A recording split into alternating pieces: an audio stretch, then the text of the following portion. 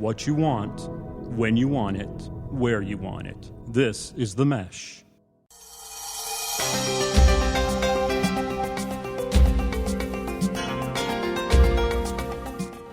Hello, and thank you for joining us today for the Caregiver Community, where we are having conversations about the challenges and the joys of caring for our aging parents and for ourselves. My name is Jane Everson, and I'm here with my co-host, Frances Hall. How are you today, Frances? Hi, Jane. I'm fine. Great. Glad to hear that.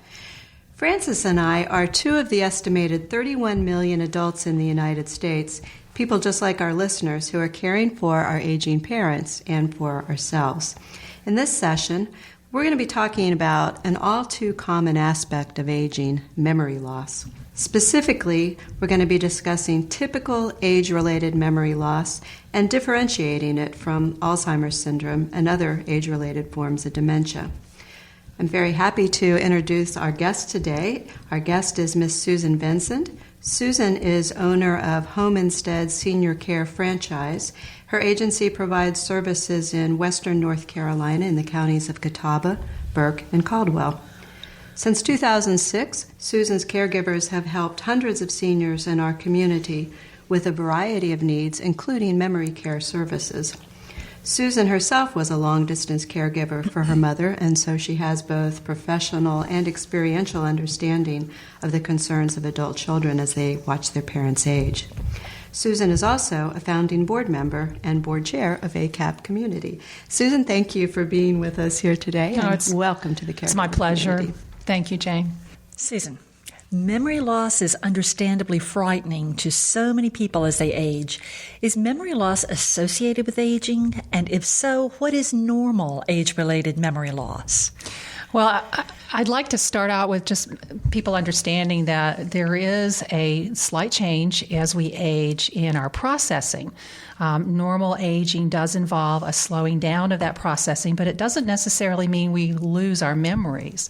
If you look at a PET scan of a normal 80-year-old brain, and if you look at the PETs and compare that to the PET scans of a 18-year-old, you'll see that they're almost exactly the same. Mm-hmm. People who are older generally just process slower, and so for a normal aging process in terms of remembering things, seniors are somewhat slower to think things through.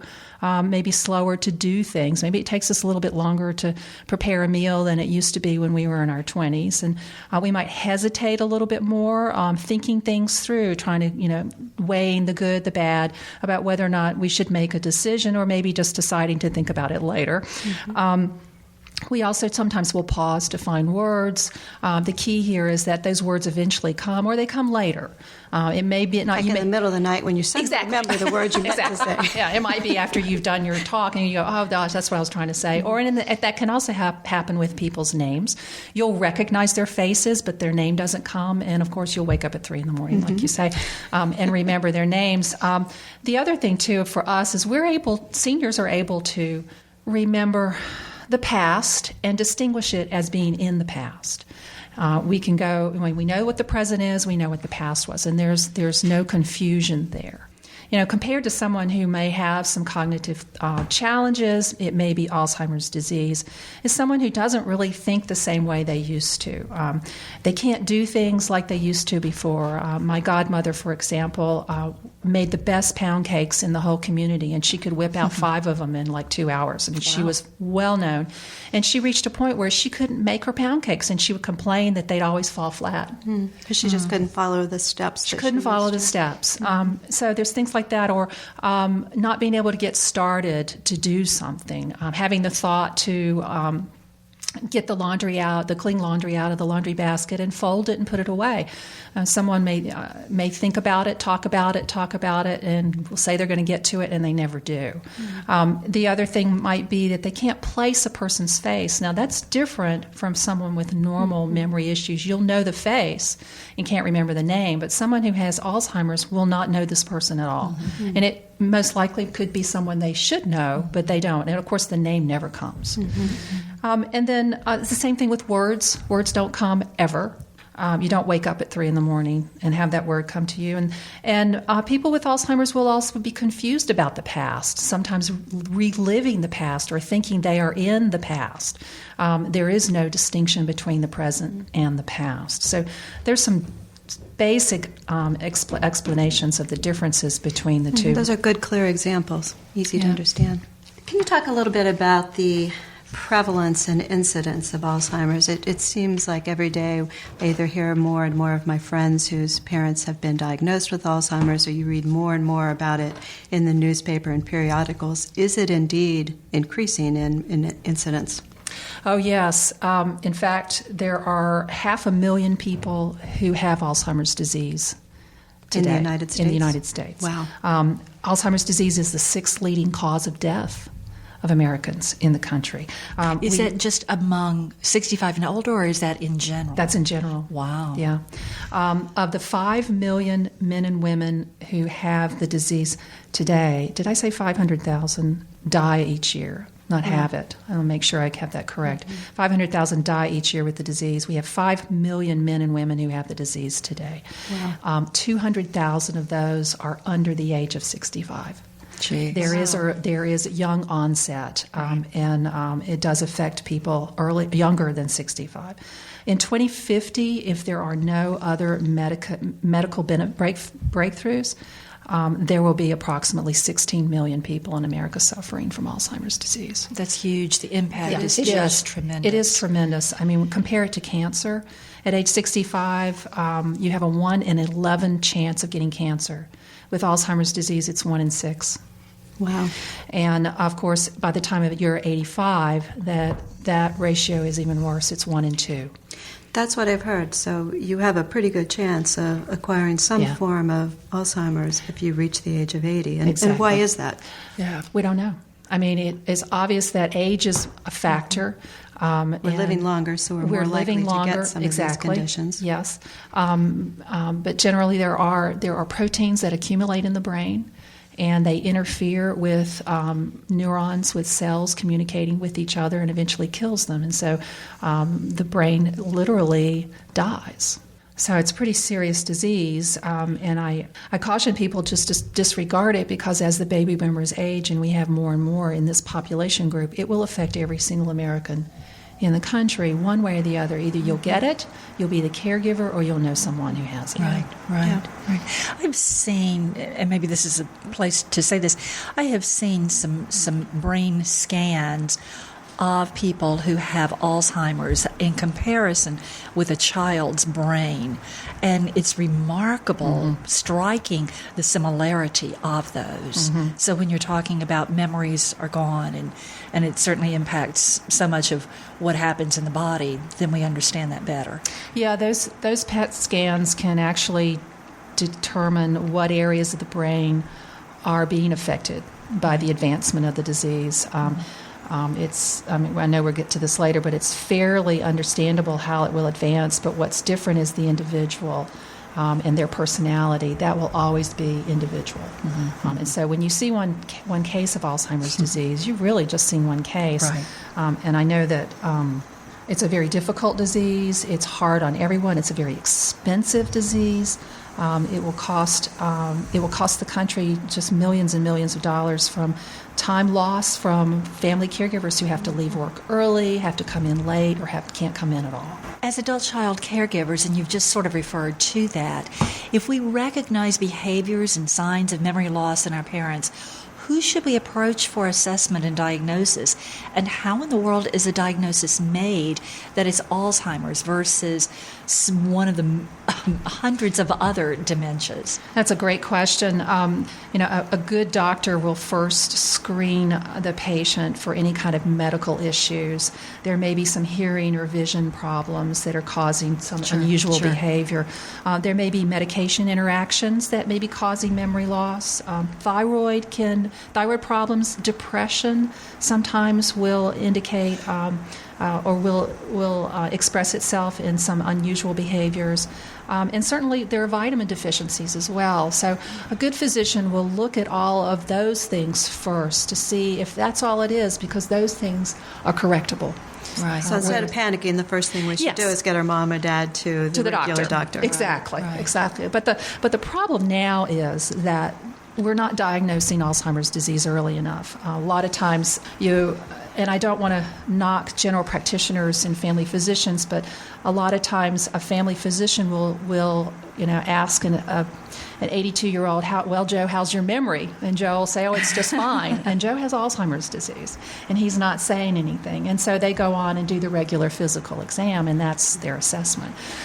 Or Joe might say, well, gee, doctor, I'm getting so I can't remember my grandchildren's names. And the doctor will say, oh, Joe, well, you are 80-some years old, so, this just happens. And so that is very typical sometimes of doctors. And I have to say that our physicians are excellent in determining physical diseases, but they're just not caught up on all of the main stuff, all the new research that's coming out with Alzheimer's disease. Well, and it sounds like there's not a blood test. That's right. Not any kind of even a physical test. You just really have to spend time observing and interacting with the person to look at changes in behavior. Correct. That's correct. And there is a screening process, Jane. In fact, it's been used for about 30 years, and it's still being used today. Unfortunately, it's being used as a diagnostic. And when it was designed 30 years ago, it was just for doctors to figure out whether or not there was some cognitive issues, and then to refer this person on to someone else who could tease it apart and figure out what it was. Today, doctors are doing things like asking what day it is, what's today's date, where do you live, what country are we in, who's the president. They'll try to trick you into remembering those 3 words that they're going to tell you at the beginning and ask you again at the end. They'll give you a math test to say, okay, you have 100. Now I want you to subtract 7. Those can provoke anxiety. And what's so funny about it is that all people with Alzheimer's who are still in early stages and are still really smart, they can pass it. And yet poor old Sam, who's not the brightest light bulb in the chandelier, he may fail it and not have Alzheimer's disease. Right. So about 8 out of 10 victims are misdiagnosed, either with Alzheimer's or they don't have it. So it sounds like for adult children, really being aware of some of these questions and observing your mom and dad over time and being able to articulate some of the concerns very specifically and behaviorally to the doctor. Exactly. And the important thing, too, would be to have them go to a neurologist. Neurologists are trained to look at different types of brain diseases. They know the difference between Alzheimer's and other rule out other dementias. medical conditions and then go to a neurologist. Yes. And Alzheimer's, I would think, also is sort of a progressive sort of thing, that it's not going to be just an all of a sudden kind of scenario. That's correct. It is chronic, which means it cannot be cured. And it will be progressive. So however your loved one is at this point, this is the best day they have going forward. Right. And it'll be like that going on. I want to say one other thing about diagnoses. Dementia is not a diagnosis. And if you have a doctor who said, well, your dad has dementia, that's like saying your dad has disease. Well, what kind of disease? There are over 100 different types of dementia. If you draw an umbrella up on a whiteboard or a blackboard and just write over the top of that umbrella, dementia, there are hundreds of dementias that are listed under that. So Alzheimer's disease, being the most well-known, is the most prevalent type of dementia. About 50 to 60% of the dementias out there are Alzheimer's disease. But there's Lewy body, there's alcohol-related dementia, there's vascular dementia. There are many kinds. And just like a disease, if you have heart failure, well, you don't want to be treated for kidney disease when you have heart failure. You want to know what kind of dementia your loved one has, because there are specific treatments for each of those dementias. That's really important. That's really important to know. Yeah. And the manifestations of how that disease will run its course also is going to be slightly different from dementia to dementia. We'll get back to your show in a moment. Just a reminder, you're listening to The Mesh, an online media network of shows and programs ranging from business to arts, sports to entertainment, music to community. All programs are available on the website as well as through iTunes and YouTube. Find out more at themesh.tv and give us feedback on what you like. And now, as promised, back to your show. Talk a little more about that. What would be the typical progression of someone with Alzheimer's? Yeah, well, generally speaking, there is a progression, but it's rather complicated. The early signs are things like where they can't remember any new information. And this is as simple as telling your mom, you'll be back over there. You'll come back to see her at 3 o'clock this afternoon because she has a doctor's appointment. So you show up at 3 o'clock, and she goes, why are you here? She cannot physically remember what you told her. That's new information. And I say physically because the part of her brain that would take that new information and store it in her short-term memory is no longer there. It has been destroyed by the disease of Alzheimer's. And so to tell someone over and over, well, I just told you that, what's the matter with you? They really can't remember. Mm-hmm. And we can't blame them for that. We have to learn to work with that. Another early sign is, like I said before, difficulty in doing familiar tasks, like my godmother not being able to make her pound cake anymore, getting lost while driving, not being able to backtrack or think back of how you got there, and another example would be losing your keys and you can't remember when you last used them. Most people will go, okay, yeah, I remember I got out of the car and I went into the kitchen, and so I'll go in the kitchen and look. Someone with Alzheimer's disease wouldn't be able to do that. Mm-hmm. So they can't think back things. Also, they'll misplace objects or put objects in some strange places, like you'll find socks in the refrigerator or food put in a drawer in the bedroom. Things just show up in odd places. Those are other early signs. And of course, with this, the individual themselves is also, I suspect, really stressed and concerned because they know something's going on. Mm-hmm. So you see changes in personality where they may try to hide the fact that they don't remember. It would be a natural inclination to try to hide the memory or be loss. Angry and aggressive because they're frightened. And again, we have to understand that they're doing the very best they can. Right. And it's a very frightening disease when you realize something's going on.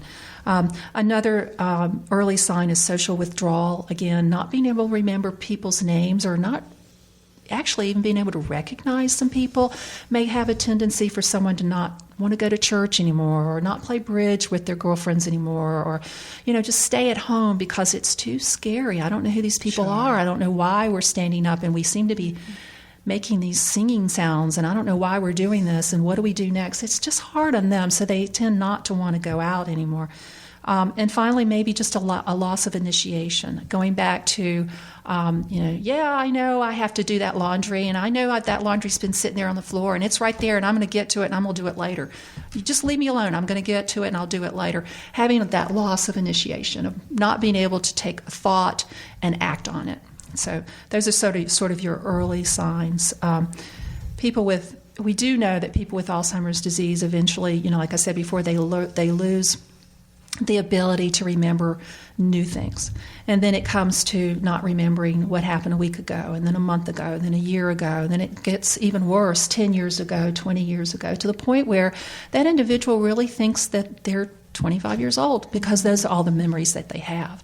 And everything from age 25 up to the present is now gone. Good example would be their daughter coming in saying, hey, Mom, and Mom looking at this woman and saying, who are you? Right.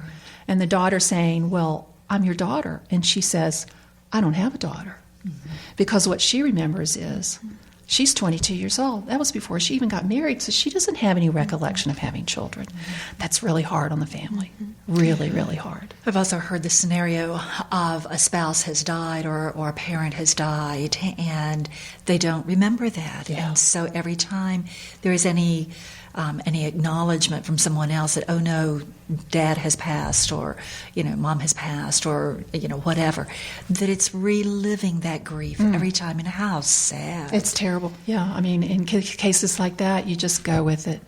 Yeah, Dad said he'd come back over later. and just go on to another subject because you don't want your mom to go through that pain again. Right. So as the symptoms progression become more severe, it really is incumbent on family members to learn some kind of mastery of the behaviors, which is really then gaining control over your own emotions while also dealing with new ways of communicating. That's with your exactly parent. right, Really because difficult. it's not their problem, it's ours. Yeah. It's That's a good way our of looking at problem it. to figure out how to work with this person and keep them safe and respect them and maintain their dignity. Oh, and that's so important that they still are there. They still are our parent, our loved one.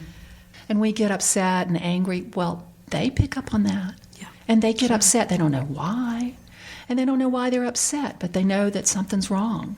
And so it makes it harder to get them to take a bath or eat their food or even just go to the bathroom. It makes it difficult. So it is a very difficult process. It's a difficult, like you say, Jane, it's a difficult thing to master, to be able to learn and deal with your loved one where they are at that time and keep them safe and keep them happy. Yeah. And what seems so normal for us in terms of approaching or responding from their perspective, it just needs to be so different sometimes. What's such a natural reaction to want to correct, to want to Right. encourage, to want to even reprimand if we see something that we want to change, Yeah. as we would with the Yeah. child. And we need to learn completely new ways of communicating. Yeah, and that's also true in the healthcare community. Nurses and CPAs and all these people who have learned and want to help because they're driven to help, they have to know how to approach this person. They have to know how to talk to them. They have to know not to take it personally when someone with Alzheimer's disease starts cussing at them or yelling at them or screaming at them. These are signs of something going on. They got to figure out what it is. And I need to come back to explaining that the term of memory loss is not a correct term. It's not a correct description of Alzheimer's. Alzheimer's is a disease, and it is brain failure. Right. So just take memory loss and erase that from your mind and think of it as a disease of the brain that causes the brain to fail. And so we're not just talking about memory loss. We're talking about some really critical things that keep you alive. Patients aren't able to understand spatial relations, and that's like trying, when you see a chair and you go to sit in a chair, your brain has a sense of where you are in that space, where the chair is in that space, and how to sit down. Or you're going to go get into a car. You know how to bend your head, pick up your leg, crouch over, scoot in, and shut the door. Someone with Alzheimer's disease, that part of the brain has been destroyed, and they can't figure out how to get in that car. They can't figure out how to sit down. They can't figure out how to stand up. And in some cases, even walking is difficult for them because that part of the brain has now been destroyed. And this is sort of mid to late stages Alzheimer's disease. But, it can happen at any time because everyone's sort of different in that regard. But there are physical manifestations that come right out. I talked about finding the right words, keeping track of time and place. That part of the brain also can become damaged. A victim of Alzheimer's may want to go outside with a heavy coat on and it's 100 degrees outside. That's heat and cold, but still, or going out in the middle of the night ready to go to work would be having no sense of time or not knowing where they are. I've seen several people with Alzheimer's disease ready to go to work, and so we just talk to them about, well, what are we going to do today at the office? And, we have this conversation, and the individual feels great because he's doing something. He feels important because this is something that was good for him in his life and made him feel good. And so we just go right along because it doesn't cause any issues, even though he's in a facility. I think those are really important differentiations, and I'm glad you made them. When my father-in-law was diagnosed with Alzheimer's, I don't remember really getting much support or even information about the diagnosis, and I think my husband and I and his siblings really thought of it as memory loss. And the memory loss made sense to us, and we could deal with the memory loss, but some of the other things you're talking about that we saw later on were really difficult for us to understand, and I'm not sure we ever really understood until now, as you talk about it, that really was part of the Alzheimer's. Yeah, because it's not just it's just not the memory parts of the brain. Remember, without our brains, our body can't do anything. I mean, our brain tells our body to do every single thing that we do. Peripheral vision also is affected, and of course, as we age, our peripheral vision does get more narrow. But with someone in late stage Alzheimer's, they have no peripheral vision. It's like putting binoculars up to your face, or if you want to do that yourself, ball your hands up and pretend you're wearing binoculars. That's the peripheral view they have. And so if you walk up to someone with Alzheimer's disease from the side, they're not going to see you. If you touch them, they may jump. But worse yet, you may get hit because you frightened them. Sure. So again, it's very important that someone with Alzheimer's disease actually sees you and welcomes you into their space before you proceed. Other things that are lost, communication skills, and that's listening and speaking. Certainly the loss of words to the point where they don't know how to make sentences. So there, in some patients, there will be just utterances, or the brain will make up a word to substitute for a word that they can't think of. And it's on the flip side of that, too, because they are unable, at some point in their journey, will be unable to understand a person who is talking to them. What they'll hear is gibberish. It'll be like you going to Greece and somebody talking to you in Greek, and you can't understand a word. And so you're looking at their faces, you're looking at their body language and their gestures. They're smiling at you. They got their thumbs up, so you just smile back, and you've got your thumbs up, and everything's wonderful. And then they start trying to take your clothes off. And you're going, whoa, what in the world is going on? Well, they've been asking you, are you ready to take your bath? And, of course, you didn't hear that. You didn't hear anything. You don't understand what's going on. And so, again, the communication, that type of thing is very difficult for people with Alzheimer's disease. And making sure they understand what you want is very important before you start trying to take their clothes off. You're going to get slapped. Right. And then it makes those behaviors make a lot of sense when you put it in that perspective. Yes, and then as it worsens, the brain can't sense hunger. It can't sense thirst. It can't sense pain. Pain will manifest itself in other behaviors. If your loved one, for the first time, is doing something really unusual, you've never seen it before, this is a time to really look and see if you can figure out what's going on, because now they can't communicate and something else is going on, either probably physically with them. Or maybe they have to go to the bathroom, or maybe there is some pain somewhere, but you have to figure out what that is. And then in the end, the brain ceases to even tell the lungs to breathe or the heart to beat, and they die. So it is not a happy disease. It is a horrible and tough disease. It is difficult for all members of the family. It's difficult for the individual. It's difficult for all of us around them. And so it keeps going back to those of us who are the adult children or loved ones to really know as much as we can about the disease, about the progression, and about how to continue to be involved with our loved one, how to most appropriately and effectively care for them. Which is probably going to be, as you said, every individual is an individual. Yeah. Right. So really interacting with other adults who have family members with Alzheimer's and trying to learn some patterns, some similarities, some strategies over time is going to be really critical. Yeah. As well as just the support of knowing you're not going through it alone. Exactly. And unfortunately, there is no cure for Alzheimer's disease. There are some medications that have been out there for a good while. I'm sure everyone's heard of Aricept. Let's talk about some of the treatment. I think it is important, as you said, that it's not curable, but there are some treatment options to consider. There are. They'll last for about 6 to 12 months. They'll show some improvement for about that amount of time.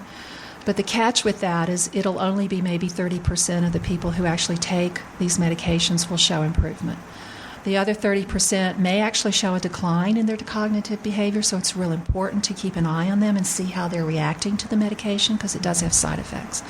And then the other 30%, it doesn't do anything at all. Doctors a lot of times will throw these medications at people with Alzheimer's because they honestly don't know what else to do, and they want to fix it too. Yeah. But there's just not a whole lot that can be done. Not until we have a lot more research and money thrown at solving the problem of Alzheimer's disease. Is there any emerging research on preventive strategies? Anything that is coming to the forefront as things we absolutely should be considering, all of us, as we're 50 and 60? Yeah. Not a whole lot, although I was at a seminar a couple of weeks back, and one of the interesting things I learned was that in Japan there have recently been some studies showing that exercise, no surprise there, and meditation are two very, very good ways in order to either decrease the chances of getting or at least putting it off for a while. Mm-hmm. And listening to this really was kind of interesting because it involves making, we don't breathe with our entire lung anyway. We don't take deep breaths because we don't exercise. If you exercise every day, you're putting lots and lots of oxygen in your blood, and it's going right into your brain, and that's a good thing. And so something as simple as taking 3 slow, deep breaths 5 times a day is a great way to help. First, it keeps you alert more because your brain's now got all this stuff to work with. It brings nutrients into the brain that it needs to function. And it reduces your stress levels. And meditation does that too, reduces your stress levels. So it seems like exercise and meditation really will stave off a lot of the downsides of aging, won't they? How about that?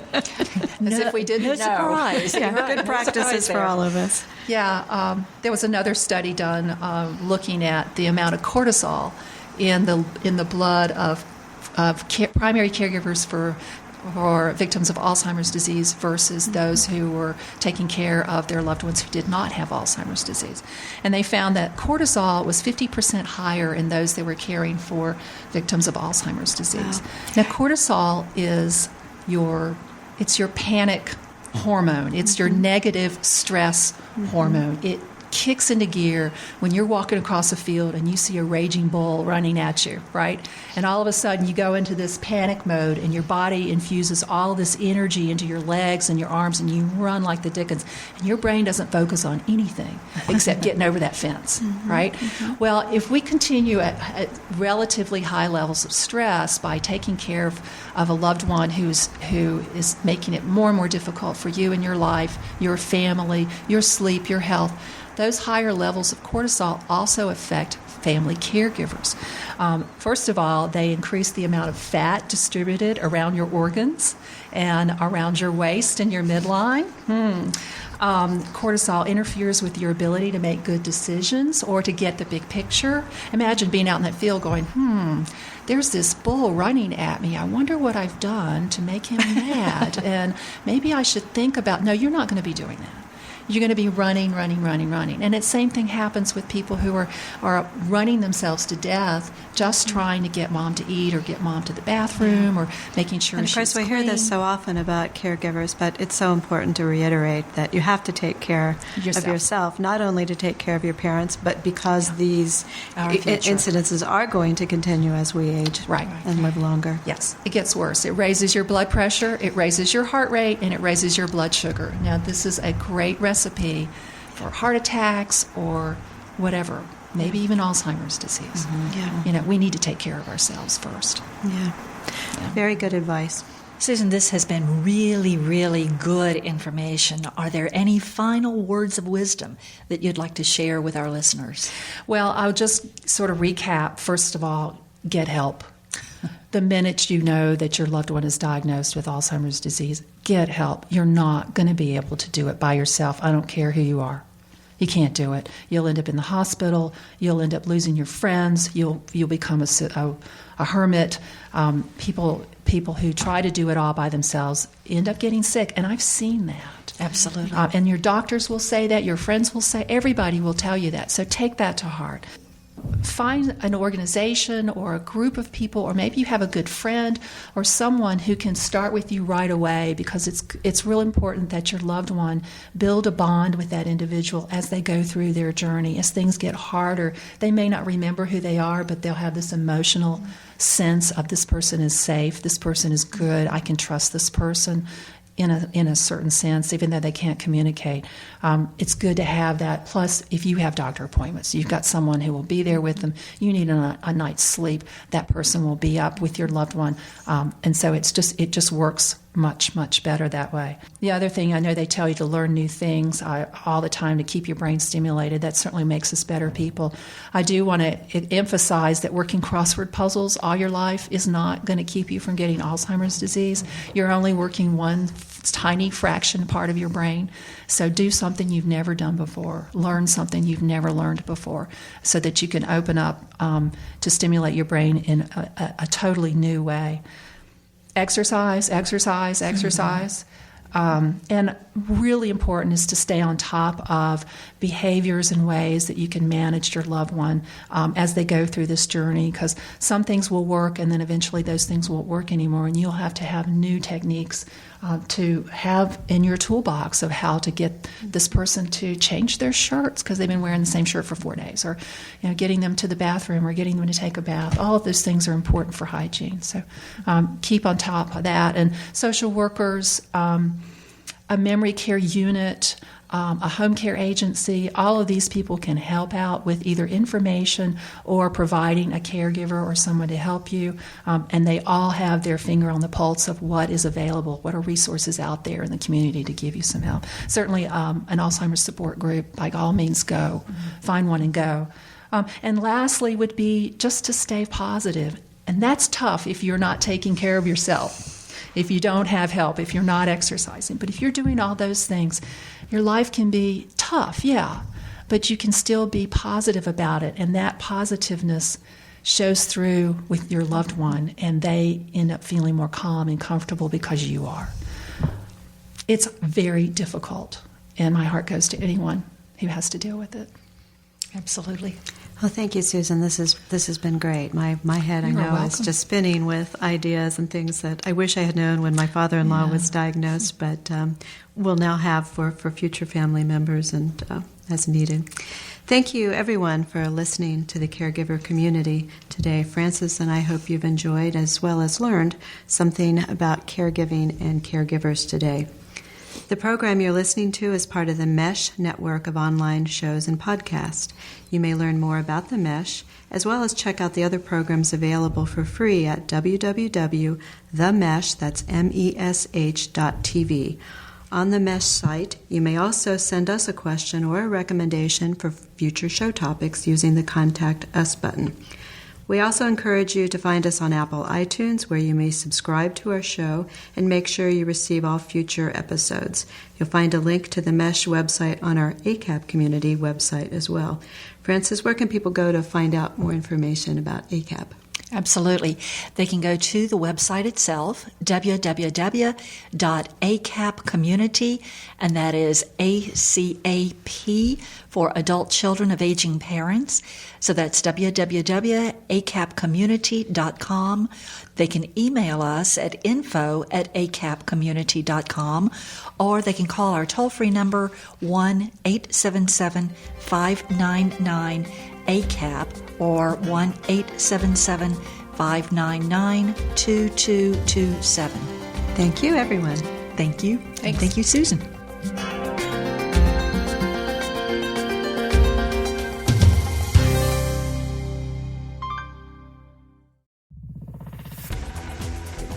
You've been listening to The Mesh, an online media network of shows and programs ranging from business to arts, sports to entertainment, music to community. All programs are available on the website as well as through iTunes and YouTube. Check us out online at themesh.tv. Discover other network shows and give us feedback on what you just heard.